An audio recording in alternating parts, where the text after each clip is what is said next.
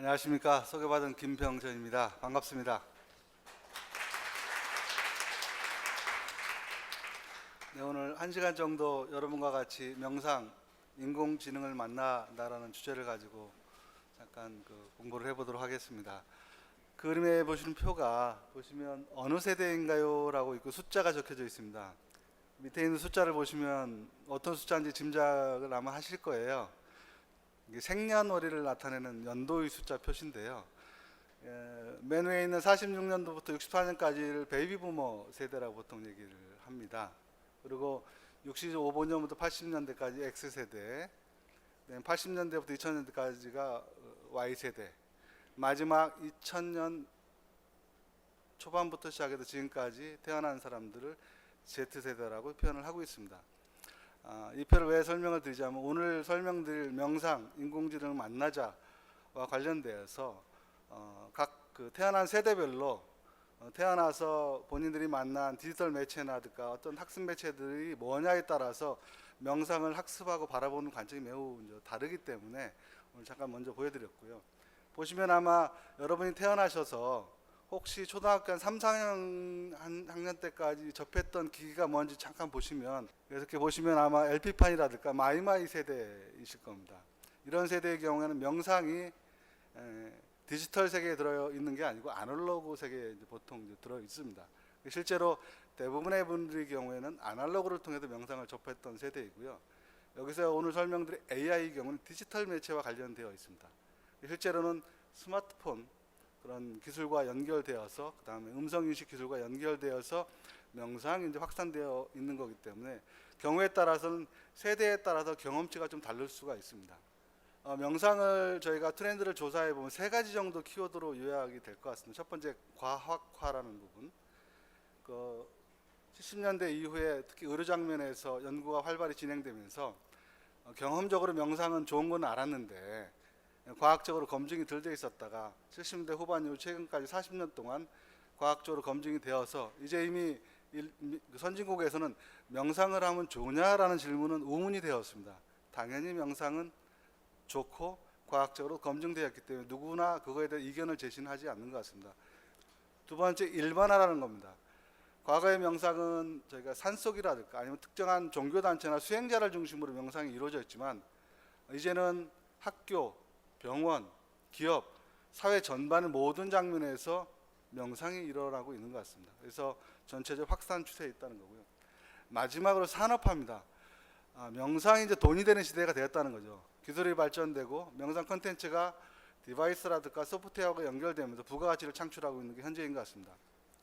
불과 몇 년 사이에 완전한 직업화가 되어 있고 완전한 산업화 수준까지 가 있고 글로벌 인더스트리가 되어버렸습니다. 그게 불과 한 2, 3년 사이에 만들어진 내용이라고 볼 것 같습니다. 그러한 모든 것들이 2500년 전의 지혜인 명상과 최근 4차 산업혁명의 기술인 인공지능, 그다음에 음성인식 기술 이런 것들이 만나서 동시에 지금 현재 이루어지고 있는 것 같습니다. 그렇다면 명상을 확대되려면 수요처에 대한 수요가 있어야 되고 공급에 대한 뭔가 공급 동인이 있어야 되잖아요. 확실하게 여러분도 요즘 최근에 많이 느끼시겠지만 삶이 힘들어지고 스트레스가 많고 어렵기 때문에 개인의 삶에 대한 관심이 증가되어 있고 특히 젊은 사람일수록 즐기고 그다음에 혼자 여유롭고 행복한 삶을 사는데 더 관심이 많아지고 있습니다.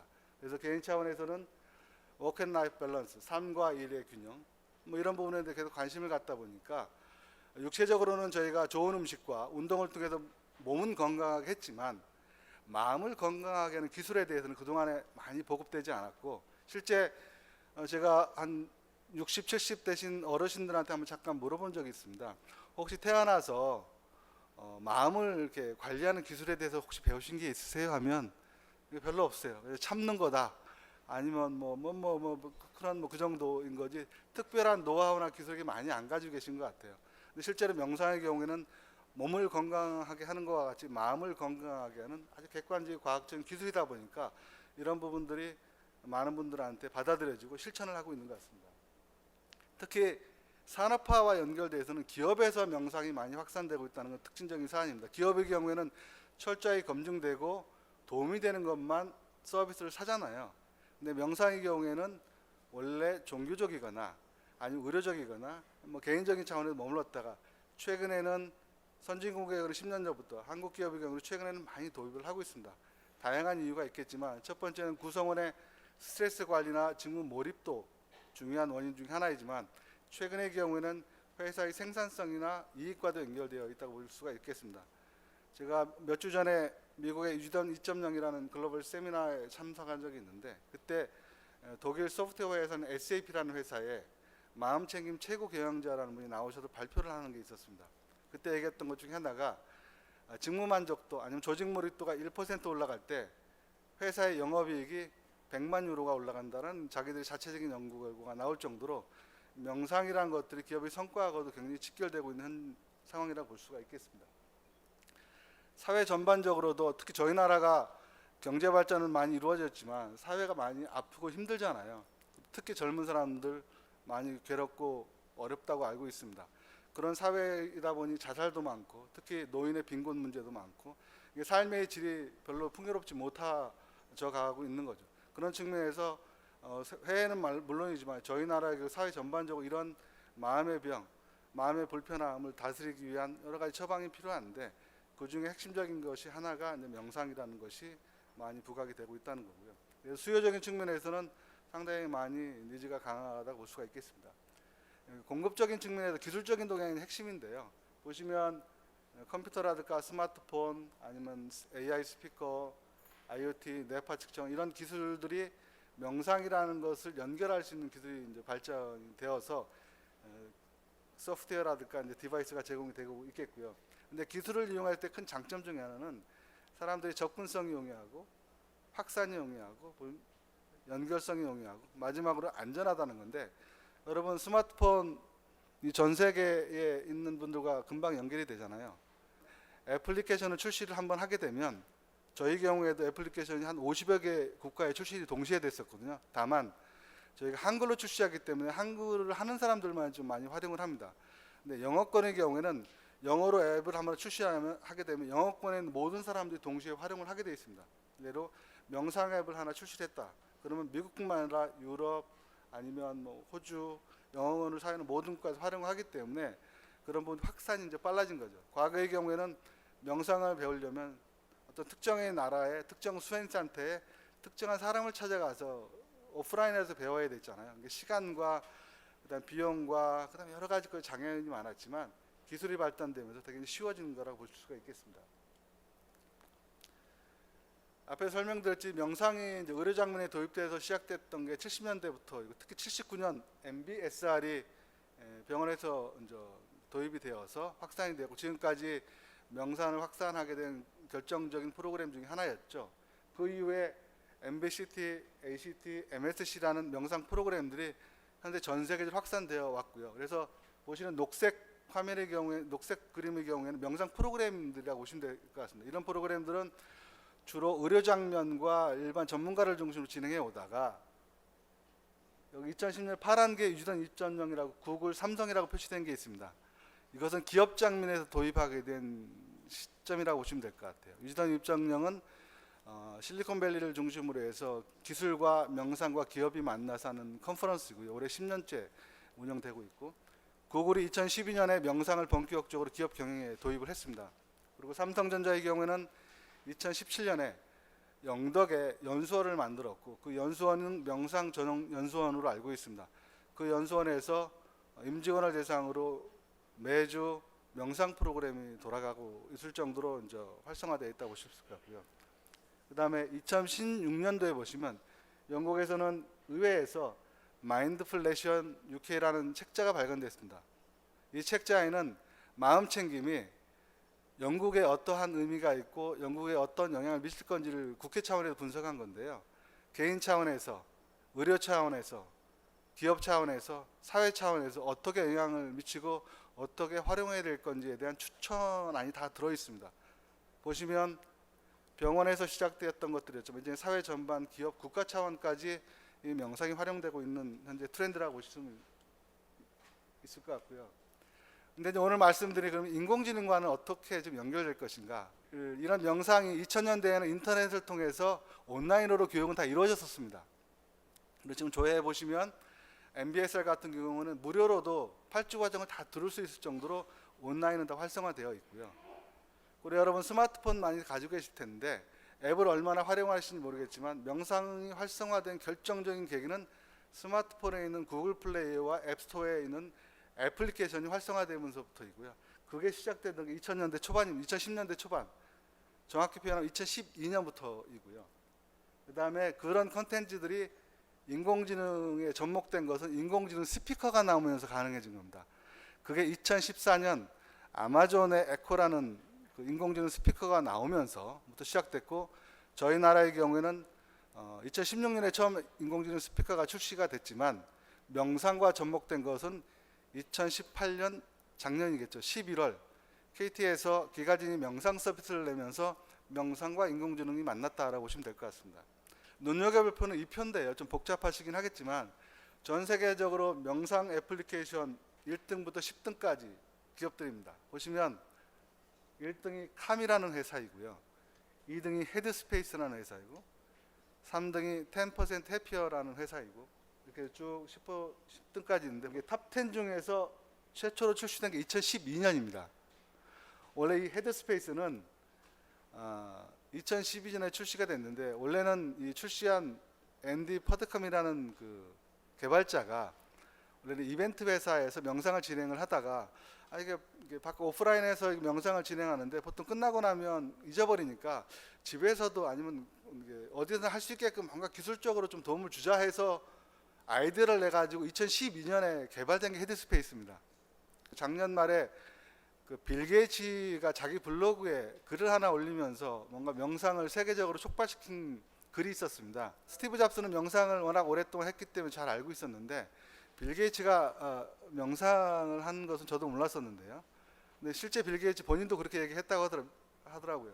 명상은 뭔가 좀 이상하고 뭔가 그 본인한테는 맞지 않는 걸 생각을 했다가 헤드스페이스라는 앱과 책을 보고 나서 생각이 좀 바뀌었고, 그 다음에 이 헤드스페이스 개발자인 앤디 퍼드컴을 집으로 초청을 해서 아마 가족들이 명상 지도를 받은 것 같아요. 그 이후에 본인의 생각이 바뀌어서 헤드스페이스라는 앱을 통해서 매주 2번에서 3번 하루에 10분씩 가족과 명상을 하고 있다라고 이제 블로그에 글을 올립니다.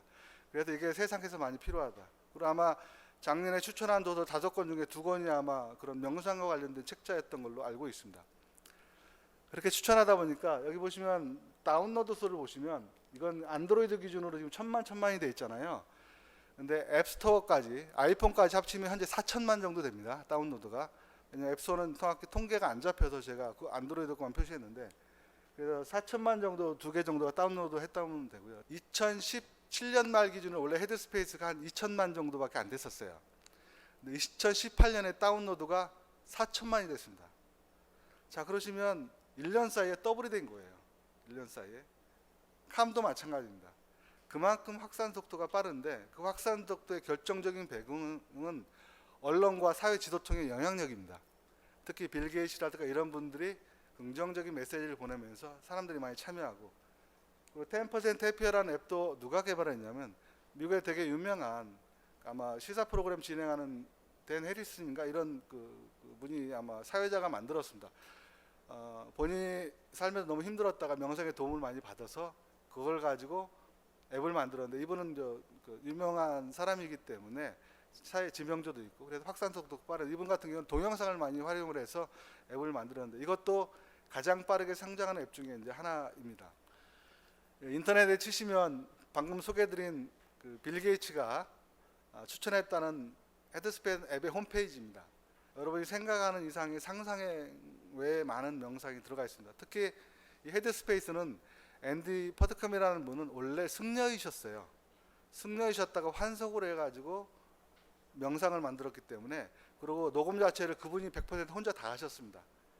영국 발음이기 때문에 이제 미국 발음에 익숙한 저희들한테는 조금 불편하긴 한데 굉장하게 명상을 오래 한 그 내공을 바탕으로 앱 컨텐츠와 가이드를 해줬기 때문에 전 세계적으로 굉장하게 신뢰를 가지고 확산되고 있습니다.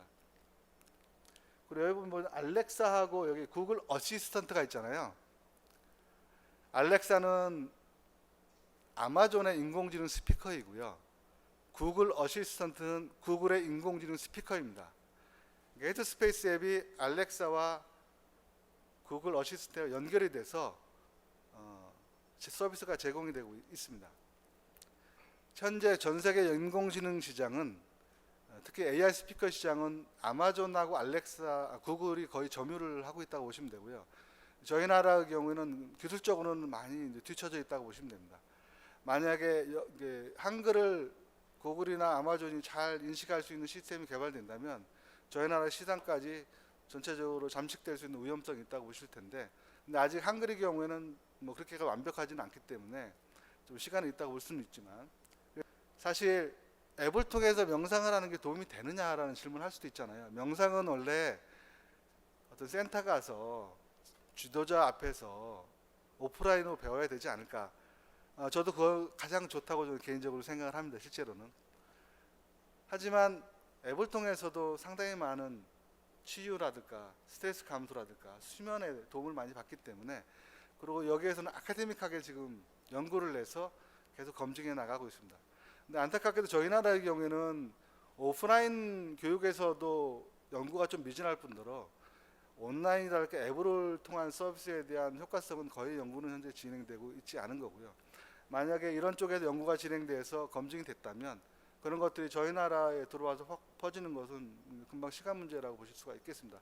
그런 측면에서 보면 저희 나라가 명상에 대한 오리지널 컨텐츠의 수준은 높을지는 모르겠지만 기술 수준과 명상이 일반 사람들한테 전달되는 가공의 수준은 상당히 낮은 것 같아요.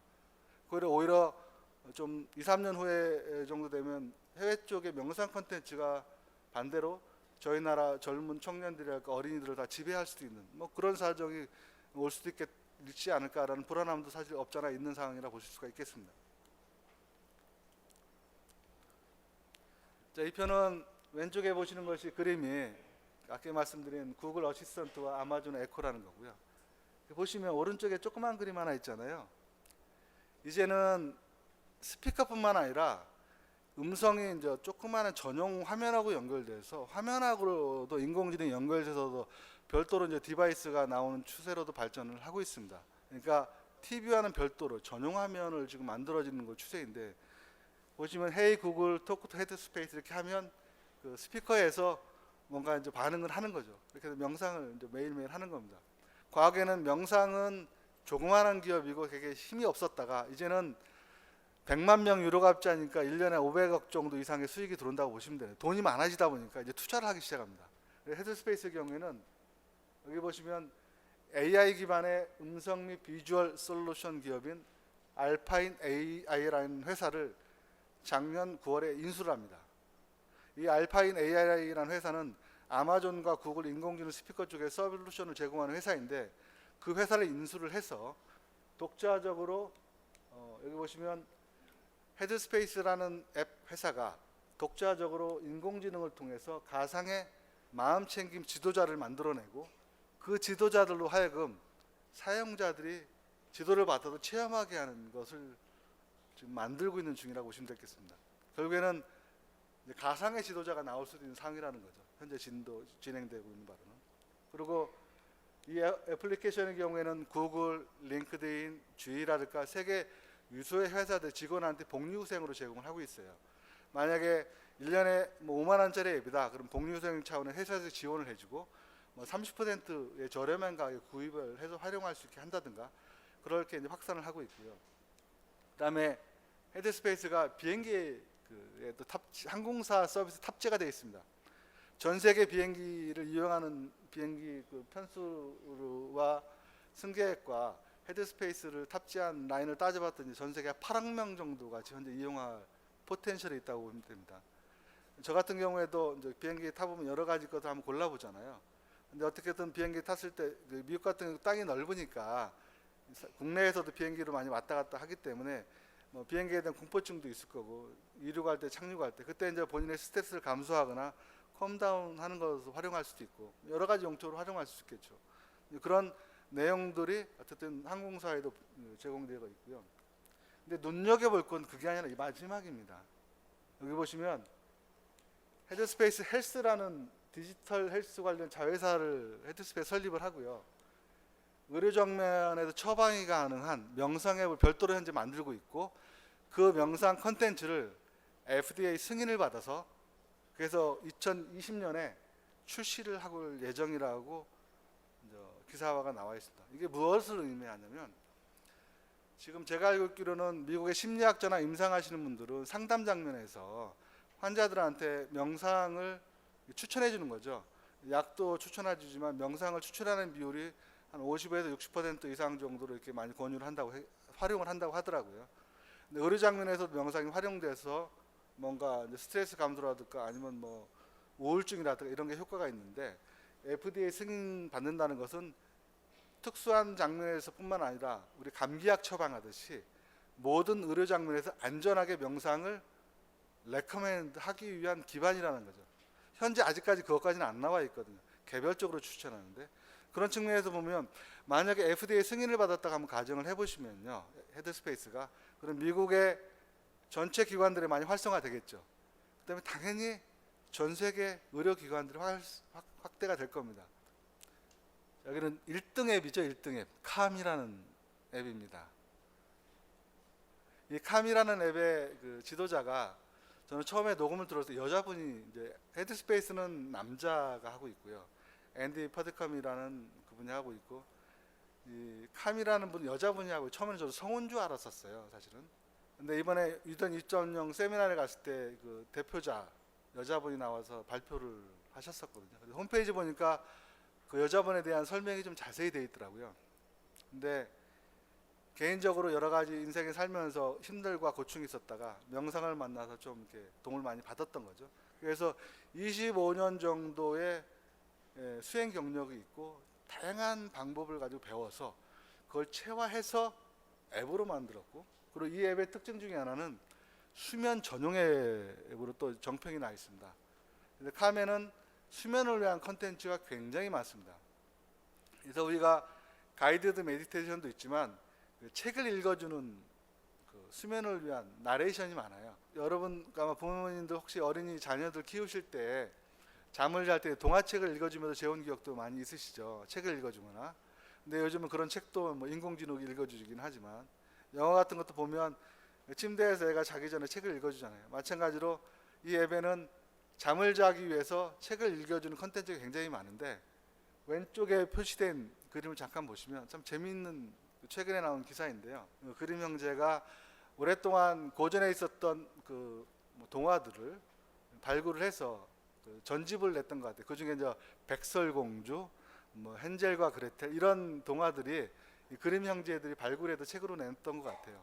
근데 그 그림 회사가 밑에 잠깐 작은 글씨로 써 있는데, 머신러닝 회사인 보트닉스 회사와 협업을 해서 지금 컨텐츠를 만들고 있는데, 만드는 방식이 재밌습니다. 머신러닝은 그냥 인공지능이라고 보시면 돼요. 만약에 백설공주다, 백설공주의 기본 그 키워드와 스토리가 있잖아요. 그걸 기계에다 집어넣습니다. 키워드. 기계에서 그 스토리를 조합해 가지고 1차 스토리가 나와요. 근데 완벽하지는 않겠죠. 그 스토리가 나오면 그 인간이 그 스토리를 에디팅을 해요. 인간이. 그리고 다시 기계와 협업을 하면서 완성된 걸 하나 만듭니다. 그러면 원작하고는 달라요.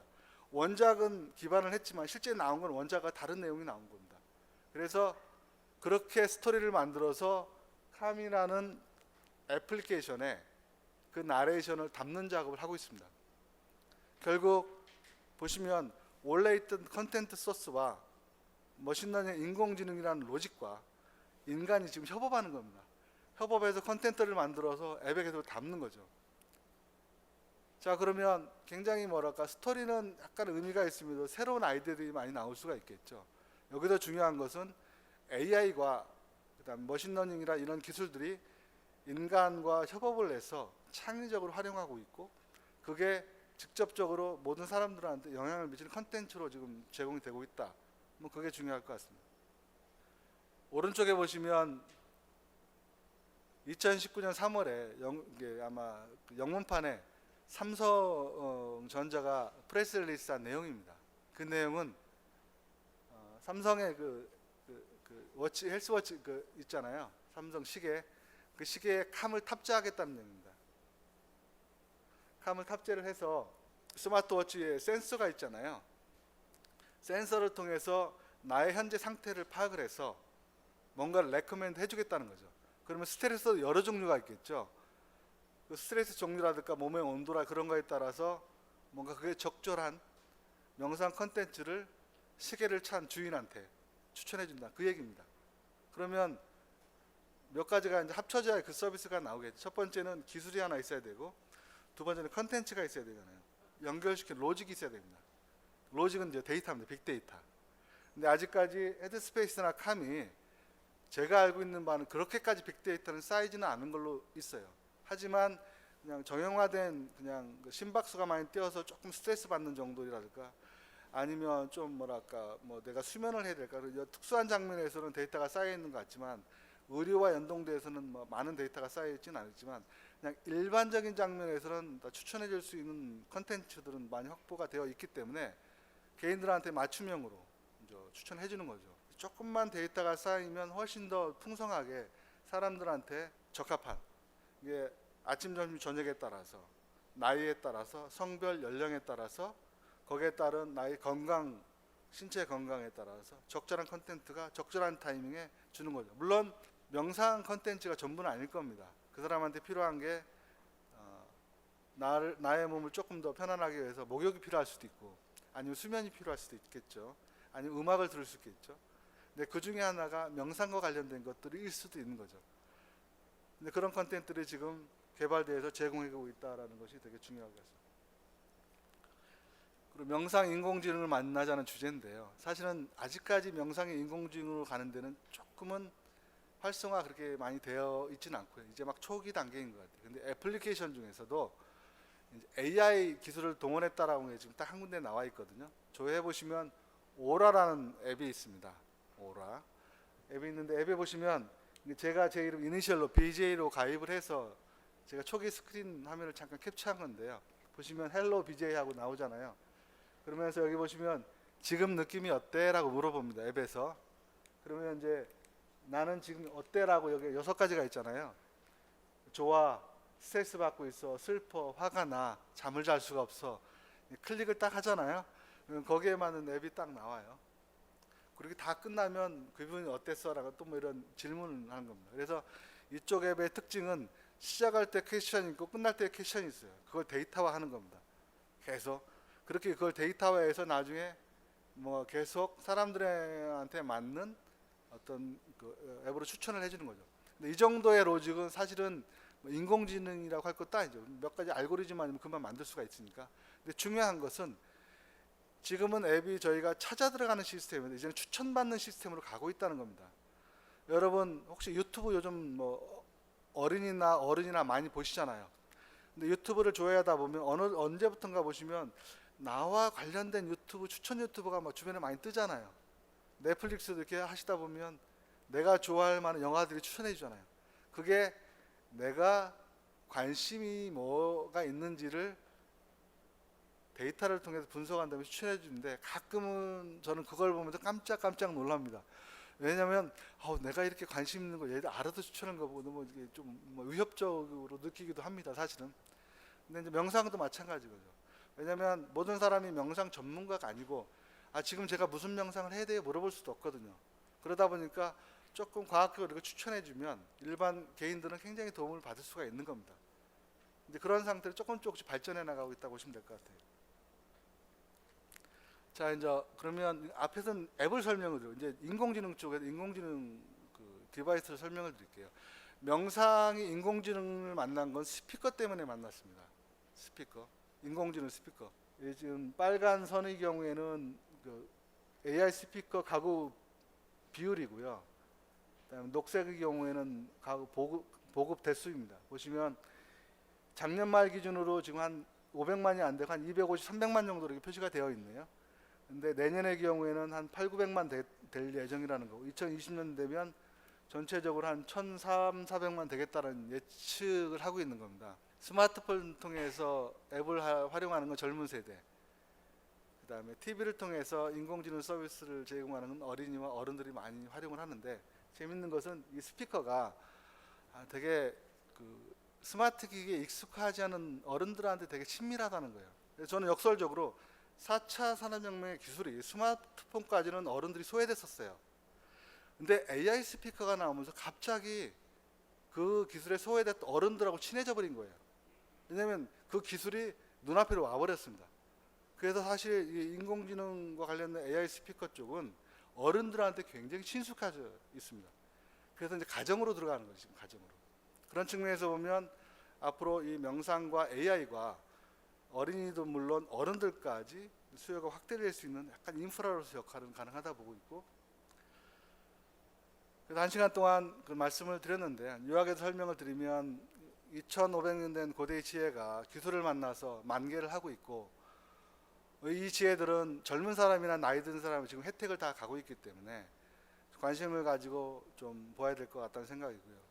그리고 명상은 저희 나라가 가장 많은 노하우와 보고와 그다음에 그 능력 있는 지도자들이 많기 때문에 명상의 시대에 저희 나라가 선진국 반열에 올라오지 않을까라고 생각을 하고 있습니다. 마치도록 하겠습니다. 감사합니다.